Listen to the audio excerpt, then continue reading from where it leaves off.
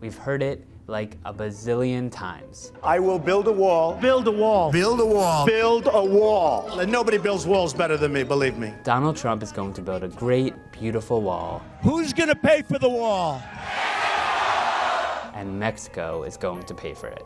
And yet Trump's critics still dismiss the idea as pure fantasy. That's a mistake. Trump's plan should be taken very, very seriously. Why?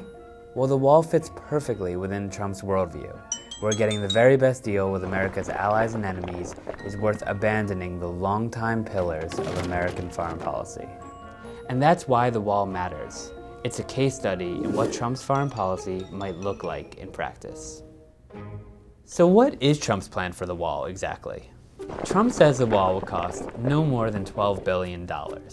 But some experts estimate that the price tag could be $25 billion or more. And he'd get that money the same way he'd approach most of his foreign policy goals, by threatening friends and throwing America's weight around. Trump's preferred method for getting Mexico to pay is cutting off something called remittances, which is the roughly $24 billion that Mexicans in the US send back to their families in Mexico. He'd threatened to do this unless the Mexican government coughs up the cash for his wall. In theory, blocking remittances could work, but enforcing the policy would be a nightmare. Just like with Trump's wall, there are ways around it. Mexicans in the US could start using stealthy services like Bitcoin rather than banks or money transfer companies.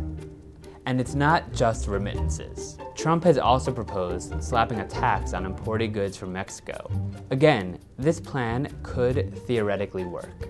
Import tariffs could help Trump raise money for a wall and could help him rebuild America's manufacturing sector over time. But, and this is a big but, it would violate a 20-year-old free trade agreement with Mexico and could signal that America is no longer committed to free trade around the world. And the thing about tariffs is, they usually beget more tariffs. If Mexico retaliated to Trump's tariffs with tariffs of its own, a trade war would ensue, stock markets could fall, and both countries could plunge into recession. On the US side of the border, millions of Americans could lose their jobs.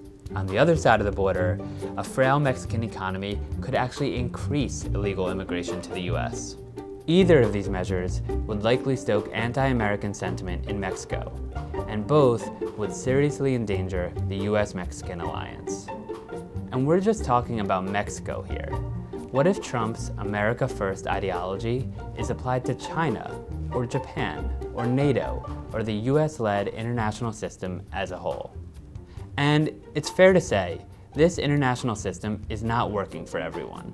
Trump's message resonates with people who feel they're not benefiting from globalization, and their grievances are real. American factory workers have lost their jobs to lower-wage Mexican workers as part of the international system that Trump is condemning. But that same international system has produced no world war and no nuclear war, and has brought relative economic and political stability. Mexico really might pay for Trump's wall, but what price would Americans and people around the world pay as a result?